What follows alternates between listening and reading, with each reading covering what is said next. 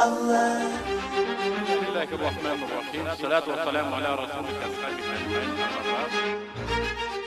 эмнеге жаралды? Жашоо эмнеден турат? Аалам кандай айланат? Ата-эне ким, жубай ким, бала ким? Атыл деген ким болуш керек? Мамлекет кандай түзүлөт? Саясат кандай жүргүзүлүш керек? Мунун баары тиричилик. Суроолор көп, жообу да арбын. Кимдики туура, кантсе болот? Түшүнүк пикирден башталат. Чогуу пикирлешели. Акыл калчап көрөлү.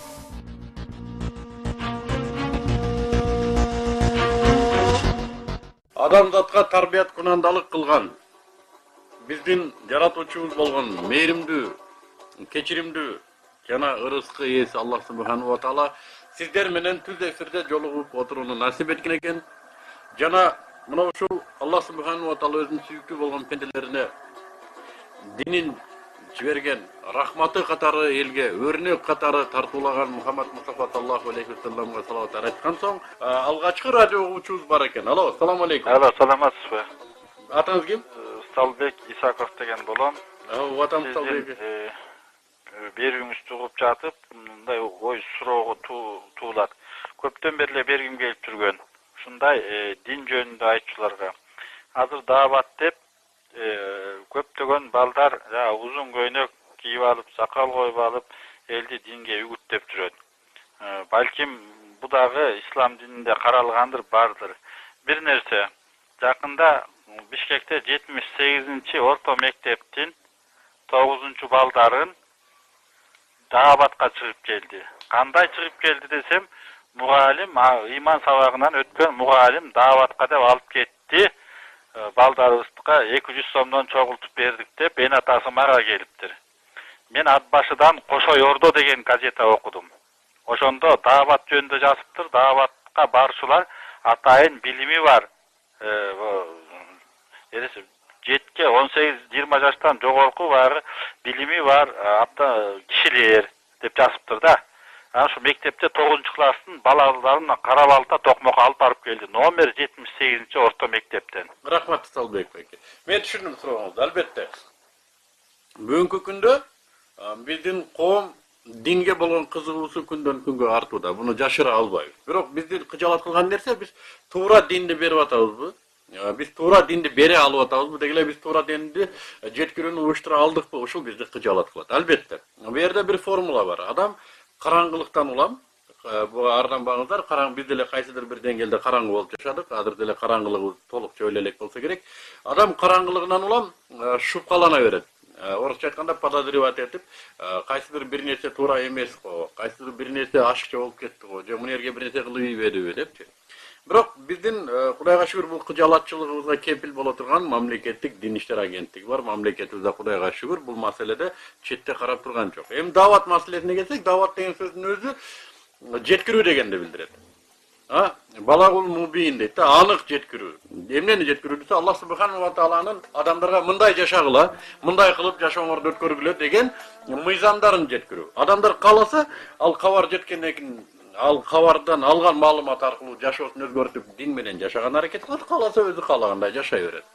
Бирок кабарды жеткирип коюуну даават деп айтат. Эми мындан бир канча убакыт мурда ушу Пакистан чөлкөмүндө ушу даават системасын Ильяс деген шейх муштахид ушу 3 күнгө, 10 күнгө, 40 күнгө, 4 айга малы жанын, акчасын, курмандыкка, убактысын курмандыкка чалуу менен дааватка чыгып, ошо Аллах субханаху ва тааланын буйруктарын, адамдарга берген мыйзамдарын Аллах субханаху ва тааланы саясий жол менен эмес, кандайдыр башка жол менен, бир гана улуктоо жолу менен жеткиреби деп чечим кабыл алыптыр. Жана бул шариятка каршы эмес. Анын үстүнө бүгүнкү күндө бул илгери эсиңиздерде бар болсо, Советтер Союзу жаңы орношкон кезде жалпы элди сабатсыздыгын жоюу, ликвидация безграмотности деген бир компания жүргөн, ликбез деп койчу эле да. Бүгүнкү күндө бул дааваттар менин оюмча мына ошол кезде ликбезге тең эсе болот. Жана эсиңиздерде бар болсо керек, документалдык кадрлардан да абышка кемпирлердин баарын бир жерге отургузуп алып, талааларда, шыйпаңдарда, кырмандарда доскаларды илип А деген не, Б деген не окутуп, жалпы элдин караңгылыгын жойгон учур болду эле. Бүгүнкү күндө дагы диний караңгылыкты жоюуда ушул даават системасы. Иштеринен 3 күнгө, 4 күнгө, 10 күнгө алаксып отурбастан бошонуп, өзүнүн иштеп тапкан, бирөөдөн карыз алып же бирөөдөн спонсор катары эмес, өзүнүн иштеп тапкан 50 сомбу 100 сом бакчасына чыгып, биринчи максаты үйрөнүп, анан үйрөнгөнүн башкаларга жеткирип келүү системасы. Буну мамлекет тааныган жана буну бүгүнкү күндө биз деле ойлойбуз бирден бир бизге ыңгайлуу усулу деп. Анткени мамлекет дин таратууда өтө кандай десем шашкан деле жок. Бизге окшоп бир жан күйдүрүп таратам дегендерге тоскоолдук кылбаганы менен мамлекет өзү динди таратууну анча деле жолго кое элек. Бул мечиттин иши деп дагы эле карап отурат. Ошондуктан бул агым өзүнүн ишин кылып жүрөт. Бирок эртелик кечтир биздин коом көз ачылып, караңгылык жоюлган соң, менимче бул коомдордун да муктаждыгы өз алдынча эле жоюлат болсо керек деген максатта. Эми сизди кыжаалат кылып жаткан маселе мектеп окуучуларынын бул даватка чыгып кеткендиги, мен ойлойм мен да туура эмес деп. Анткени даватка чыгуу үчүн адам кандай десем өзүнүн пикири токтош керек.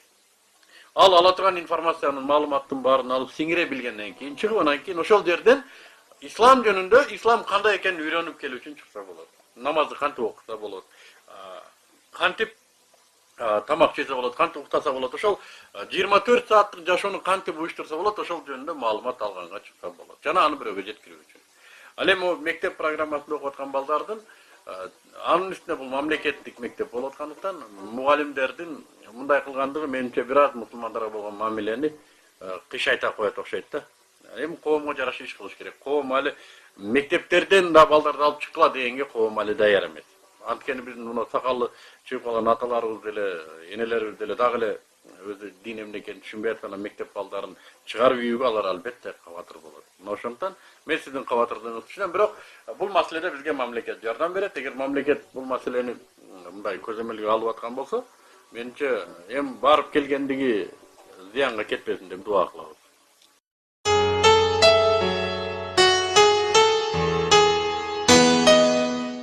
Бизде байланышта дагы бир радио болчу. Алло. Саламатсыздарбы? Кудайга шүгүр. Ошол дин жөнүндө айтып атканыңызга арасымын, бирок биздин улан кыздарыбыз бүт эле йогага өтүп кетти 70%. Атыңыз ким? Атым Бишкек шаарында жашаймын, эмгектин ардегери Канышбеков. Канышбеков, угуп атам. Эмне үчүн ошо биздин улан кыздардын мурунураак кичине бир мындай шарият болсо болмок беле дейм да. Туура айтасыз, Каныш баба. Бирок буга деле Кудайга шүгүр. Ар бир нерсенин өзүнүн убактысы болуш керек го. Буга чейин 70 жыл атеисттик доорду биз аябай өзүбүзгө сиңирдик. Кыргыз эл ушундай бир жана мачалка окшогон эл экен, жакшыны да жаманды да бат эле соруп алат экенбиз. Анын үстүнө биз ушунчалык таза барактай болгон эл экенбиз, жаманды батыраак жазат экенбиз. Өзүбүзгө 70 жылдык атеисттик доордо биздин кошуналарыбыз өзбектөр деле анчалык дининен кетпеген жок. Жок, эмне үчүн азыр мындай шарият жөнүндө эртең менен эле бир 10 мүнөт шарият айтат. А йогалар болсо телевизордон деле, радиодон деле жумасына 1 сааттан берет да өзүнүн. Алар Каныш баба, алар акча төлөйт. Чындап айтканда коммерциялык түрдө эфирди сатып алышат. А бизде мусулмандарда акчаны жок сатып алганга кайдан болсун? Мына кимден сурайлы? 20 сомдон 10 сомдон чогулткула элге динди берели сен күлбөйбү элдин баардыгы. Азыр троллейбуска тыйыныбыз жок отурат, анан сен диниңе кайдан акча деп бере тургандар аз да. А мамлекет өзү муну уюштуруу үчүн конституцияда биз кайрадан жазып атпайбыз. Биз капырбыз. Бизге диндин кереги жок. Биз өзүбүз каалагандай жашайбыз. Биз капырбыз, светский мамлекет деген капыр мамлекет деген сөз. Мен муну жашырбай эле ачык эле айтайын. Ошо парламентте отурган 1-2 дин безер бар, аксакалдар. Өткөндө бирөө мактанып атат дейт. Мына мен светский деген сөздү мен киргиздим. Ушул менин өмүрүмдөгү эң чоң жетишкендик деп элдин көзүнчө мактанып атат бир акмак депутатыбыз. Эмне дейсем? Анушулар бизди капыр деп баш мыйзамга жазып койсо, мамлекеттик мекеме динди өз алдынча бере албай калат экен. Биз даават кыла албайт экенбиз мамлекеттик мекемелерден, барып мечитиңе барып сүйлө дейт экен. Ал эми мындай кылып сиздерге шарият сиз айткан, сиз талап кылып аткандай бере элсек, буга тыйын керек болот экен. Тыйыныбыз жок албетте.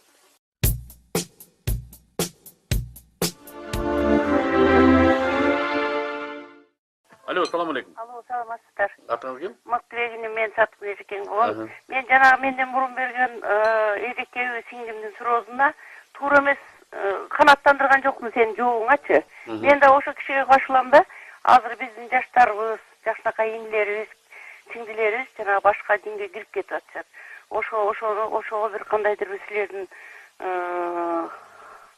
жардамыңарбы же биздин жардамыбыз саткын эже мындай да, трубканы койбой туруңуз. Мен сиз менен маектешейин. Саткын эже, мына эгерде сиз курсагыңыз ачса тамак жейсиз, туурабы? Мен сізді тамақ жебе деп 1000 жол айтсам жебей қоясыз. Жейсіз де барбір.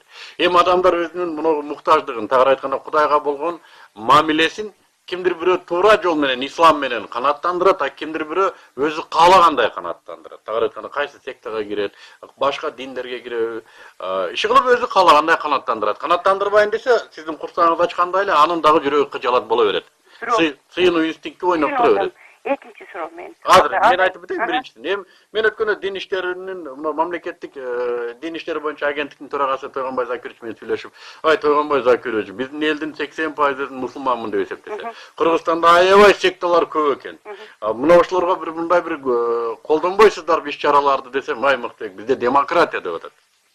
Biz alarga eşteke kıl albayt ekenmiz deyot. Alar jaba turgan bolsa, alar sotqa berip kayra açı bolat eken deyt. Hem bize gelgen sektalardın 80%, 90, 100% çet mamleketten kelip atat. Çet mamleketin akçası menen kelip atat da bizdin yüzge kelip alıp özlerinin ideologiyasın taңылап, анан кийин biz alarda jaba desek, bizdin sotubuz menen. Bizdi jengip kayra bizge özünün ideologiyasını ötkөрө берет экен. Demokratiya ушундайга барып калыптыр сатканда. Biz eşteke kıl albayt экенбиz. Ал киши ушинтип колун көтөрүп атат. Анан эми Биздин дин тынчтык дини. Биз аларга союлдай албайбыз, бар кеткиле деп.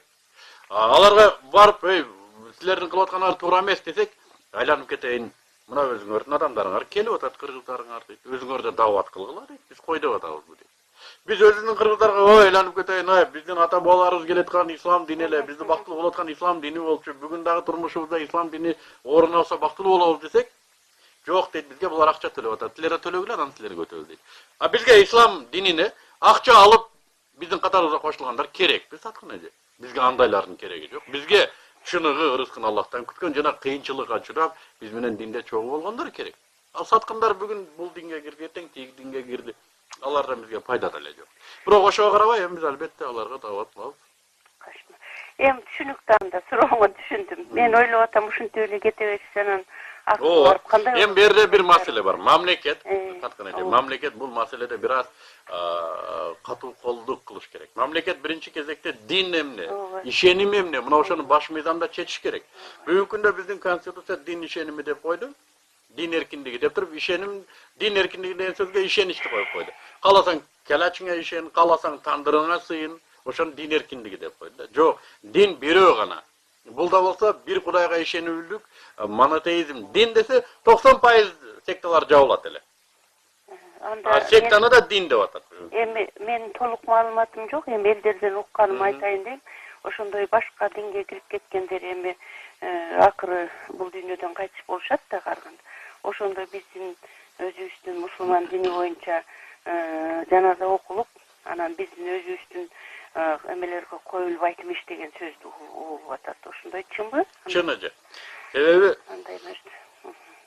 Мен өзүм рахмат эже сизге берген сурооңузга. Мен өзүмдүн кандай деп сизге мындай бир жеткиликтүү кылып жооп берүүгө аракет кылайын. Бул жашоо убактылуу жашоо. Ары бери болуп, бара болуп бир күн убакыт жетсе, ары кеткенибизди байкабай да калабыз. Эми ары жашоо бул чыныгы жашоо. Ал жакта эмне болуп атканын биз билбейбиз албетте. Чыныгы жашоо деген аяк такыр башка параллель, биздин акылыбызга сыйбаган параллель. Аны биз элестете да албайбыз. Эми бул жашоодо мусулман болуп, жакшы жашаган адамдарга Аллах субхану ва таала ал жакта бейишти вада кылат. Кыяматтан кийин бейишти вада. Ал эми кыяматка чейин адамдар көрдө жатат да, албетте. Көрдө жатканда дагы эгер бейишке чыга тургандар болсо, алар ошо бейиштен терезе ачып коем деп атат Аллах таала. Şu beşinci jirgalda jatat köründe de otat. Al эми тозокко түшө тургандар болсо да отат. Аларга тозоктон терезе ачам деп отат. Көрүндө жатып кыяматка чейин тозоктун азабы менен кыйналып жатат деп отат. Эми ислам дининде жашаган биздин ата бабаларыбыз көз өткөндөн кийин биз деле ушу бейиштин терезесинен рахаттанып көрдө жатсак, жаныбызга бир чылдап аткан бирөөнү жаткырып койсо, тозокко түшө турганда биздин тынчыбыз кетпейби? Анын үстүнө биздин бейиттерибиз, тагыраак айтканда, биздин бара турган кабырларыбыз абат, жана ал жерлерде Курандар окулат, ал жерлерде адамдар өздөрүнүн өлүм жөнүндө сабактарын алат. Анан ал жерге бир такыр кайры диндиги алып келип чыңыртып коюп койсо, ал кандай болду? Мына ошондуктан эми жер кең, Кудайдын жери кең, каалаган башка жактарга кое берсин. Алар жашоосунда биз менен чогуу болбогондон кийин, өлгөндөн кийин биз менен чогуу болобу. Мына ушул маселе бар. Көр керек болгондо бизге кошулгандан кийин жашап аткан кезинде башка жакта жашаганы Менимче бул деле логика ылайык эмес маселе да. Ошондуктан бул биздин динибиз мусулмандардын керек болсо өлгөндөн кийин дагы сөөктөрү жөнүндө кам көрүү менен тынч жатууларын каалап, өзүнчө мусулмандардын мирзелери каралган.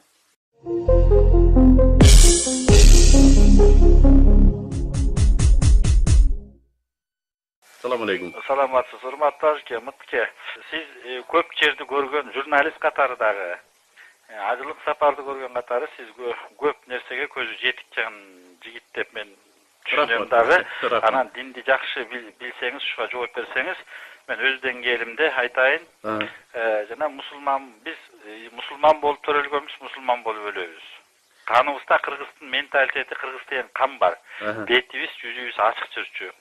Ушу исламда, Куранда ушундай бир установленный форма барбы, молдо кийсин деген, жана узун көйнөктөрдү кийип жүрбөйбү?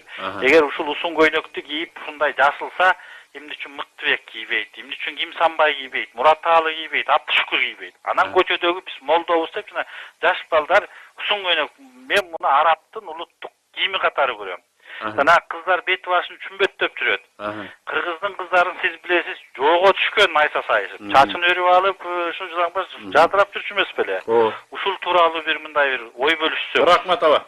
Рахмат берген сурооңузга жанагы жооп берүүчү суроонун деңгээлине карап ачылат да. Сиздин берген сурооңуз оор жана мындай бир коомду кызыктырган суроо болгонуна карабастан, мага бир илхам берген суроолордон болду.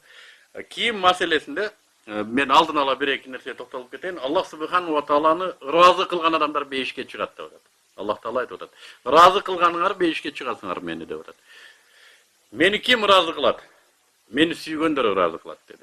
Биз качан гана Аллахты сүйсөк, анан ыраазы болот экен. Эми Аллахты сүйүүнү кантип далилдейбиз? Аллах өзү айтып атат, Кудай өзү айтып атат. Сиздер менин пайгамбарымды сүйсөңүздөр, мени сүйгөнүңүздөрдү билем дейт. Ал эми пайгамбарды сүйүү эмне десе? Пайгамбар эмнени жасады, эмнеден тыйылды, жана кандай мамиледе жашады. Мына ушуну биз айтабыз, пайгамбарга болгон урмат сый. Анын үстүнө Кудай таалам өзү Куранда айтып атат. Сиздерге пайгамбардан үлгү бар деп атат да. Арабтан, Буштан, Ленинден деген жок. Пайгамбардан үлгү бар деди мына китепте. Демек, бул сөз эмнеге бизди түртүп атат? Биз пайгамбар эмне кылган болсо, кайсы маселеде кандай иш аткарган болсо, ошого карап иш кылабыз. Эми жана кийим боюнча Пайгамбарыбыз саллаллаху алейхи вассалам кийинүү формуласын айтып кеткен. Эркектерге мисал үчүн. Ал кийим кенен болуш керек, чыпчайбаган. Ал кийим арзан болуш керек, текебер болбогон, адамдар бой көтөрүп. Азыр бізде көп адамдардын кийими өзүнөн кымбат. Сталбек аба.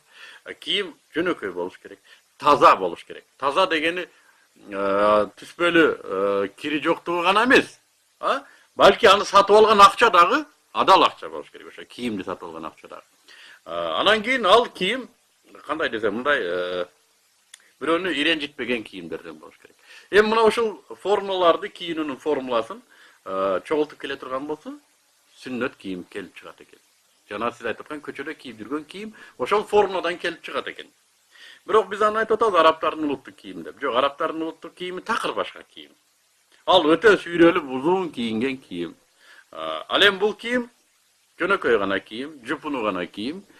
Биз эмнеге кийбейбиз? Эмнеге Абдышкүр кийбейт, эмнеге мен кийбейм десе, биз пайгамбардын дагы бир хадиси бар. Өзүңөрдүн коомуңардан өзгөчөлөнүп калбагыла деген хадиси бар. Бүгүнкү коом, кыргыз коомчулугу пайгамбарыбыз саллаллаху алейхи вассалам көрсөткөн кийим формасынын кийүүгө эле даяр эмес. Бүгүнкү биздин коом дагы эле болсо шляпа менен, дагы эле болсо чыпыйган жынсы менен жүрөт. Галстук тагып жүрөт, мойнуна муунтуп алгандай. Анан биз алардын көзүнчө андайды кийсек, бизден жана сиз айткандай бизден да эл иренжип калышы мүмкүн. Ошон үчүн биз бул коомго өзүбүздүн маданиятыбызды, ислам маданиятын жеткиребиз десек, бул коом түшүнө турган тил менен жеткиришибиз керек. Демек биз булардын бири болушубуз керек. Качан гана коом өзү жетилет, качан гана коом өзү кийинүү момундай жакшы турбайбы, практичный турбайбы, текеберчилик болбой турбайбы деп тегиндей кийим көткөндө, алхамдулилла, биз деле ошо кийим көтүшүбүз мүмкүн. Эми Кудай билет эми ал жагын. Эми кыздардын кийими боюнча бетин чүмбөттөп жүрүү кыргызда болгон эмес. Кыргыз чындыгында исламий кийинип келген. Муну эмени карап көрүңүз, жанагы элечекти. Элечек бир да элди аялдары башына кепинин көтөрүп жүрбөйт. Алда элечек өзү кепин. Кепин эмне десе өлүмдү эстетип турчу нерсе. Ал башында гана таза бойдон жүрөт. Эгерде тала ташта көз жаздым боло турган болсо, ошо кепинге оролот. Ал эми ал кепиндин ылдыйындагы турган момундай чүңгөттөлгөн нерсе, бул ошол эле сиз айтып аткан хиджаб. Ошол эле ислам жолу. Эми бул маселеде кандай? Аллах субханаху ва таала Куранда айтып атат. Аллахтын сөзүн аткаруу имандууларга, бейишке чыгандерге дегендерге түздөн-түз приказ. Айтып атат, аялдарыңар беттерин, колдорун калтырып, калган жактарын бүт жапсын деп атат. Калган жактарын бүт сулуулуктарын жапсын деп атат. Анткени ал аялдар биздики гана, коомдуку эмес, кошунамдын аялы эмес. Ал менин аялым. Демек сулуулугун мен үйдөн көрсөм болот. Ал эми көчөгө чыкканда бети, колу жабылбаса дагы, бирок ошо башкаларды дүүлүктүрө турган, башкалардын көңүлүн өзүнө бура турган жерлерин Аллах Таала буйруп атат, жапкыла деп. Эгер аял киши имандуу болуп, бейишке чыгууну каалай турган болсо, ал мунугу аят боюнча башын жапты, мойнун ороду. Аны тапанча менен да чечиндире албайт. Ал бейишти каалап атат. Эгер анын иманы толук эмес болсо, или балким маалымат али жете элек болсо, ал карындаштарыбыз али бир аз ачык жерлери бар. Болгон маселе ушунда. Биз ошон үчүн карындаштарыбызды сыйлайбыз. Мына карындашым иманы түгел болгон экен, башын жааптыр, чачын байлаптыр деп биз сүйүнүп калабыз.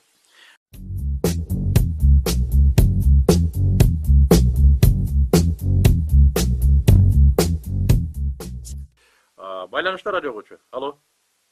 Assalomu alaykum. Ва алейкум ассалам. Арыстанбек байке. Бул эмеде сиз неме жанагы Абдышкүр Нурматов деп атпайсызбы? Ошол байке кайсыл динде экенин билесизби? А сиз билесизби? Мен билем. Кайсы? Жок, ошол мен билем, мен кайсыл толук экенин билбейм да. Сиз айтып атпайсызбы? Эркектер коомго жараша кийиниш керек деп. Ошол коомду кимдер өзгөртүп жана кимдер бузуп атканын жакшы билесиз да? Жок, анча деле биле бербейм. Атың ким? Гүлзат. Гүлзат, айтчы кимдер бузуп атат? Ошол коомду өзү кыргыз эли ушул Пайгамбар саллаллаху алейхи ва саллям биз үммөтүбүз да. Ошол биз бузуп атпайбызбы коомду? Ошол коомго жараша кийинишиш керек деп коомду биз бузуп атпайбызбы? Так. Коомго жараша кийинбеш керек. Пайгамбар саллаллаху алейхи ва саллям бизге сүннөт кылып, Аллах Таала бизге парыз кылды. Гүлзат, сен неринчтеп байланып кетейин. Сен адептүү болсоң, муслим экенсиң, бүт кыргыз эли угуп атат да. Кичине мындай тартиптүү бол эми. Гүлзат, сен канча жыл болду ислам дини менен жашап атканыңа? Мен кичинемден бери ислам дининен. Анда Аллах сага ыраазы болсун. Анда сен ислам динине кечээ кирген адамдарды түшүнүшүң керек болот да. Себеби ислам динине кечээ кирген адамдардын түшүнүгү, же болбосо али ислам динине кире элек адамдардын түшүнүгү үчүн биз аларды күнөөлөй албайбыз да. Кимдир бирөө бүгүн мына мини юбка менен жүргүсү келет.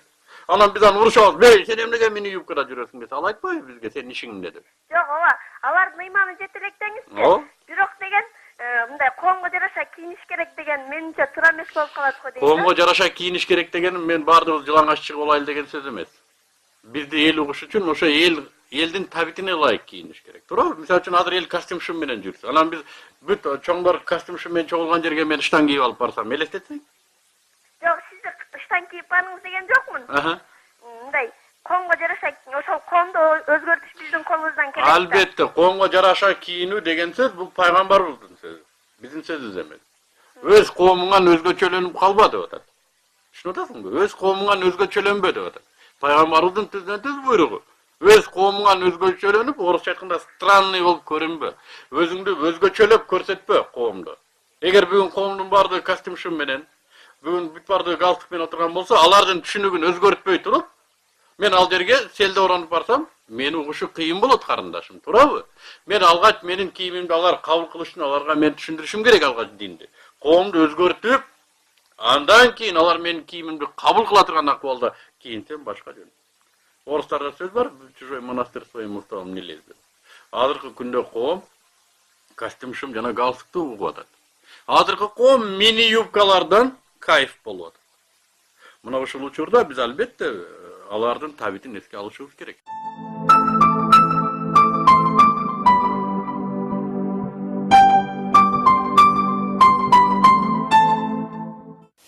Урматтуу кыргыз эли, бизге берилген убакыт бүттү. Бүгүн пультта отурган Рахат деген эжекебиз бизге колун жансап атат. Аллах субханаху ва таала бул эжекеге дагы рахмат эткен болсун, үй бүлөсүнө тынчтык берген болсун. Жана ошондой эле баардыгыңыздарга келерки жолугушууга чейин Allah subhanahu wa taala бүт күнөөлөрүңүздөрдү кечирип, алдыңыздарга койгон максаттарыңыздарга жеткирип, асманыңызды ачык кылган болсун. Ким адашып, өз башымчалык кылып залалатта жүргөн болсо, Алла subhanahu wa taala кайра тофуктугун берип, кайрадан ушу өзүнүн коргонуна киргизген болсун, жана бардыгыбыз бейиштен жолугушалы. Assalamu alaikum wa rahmatullahi wa barakatuh.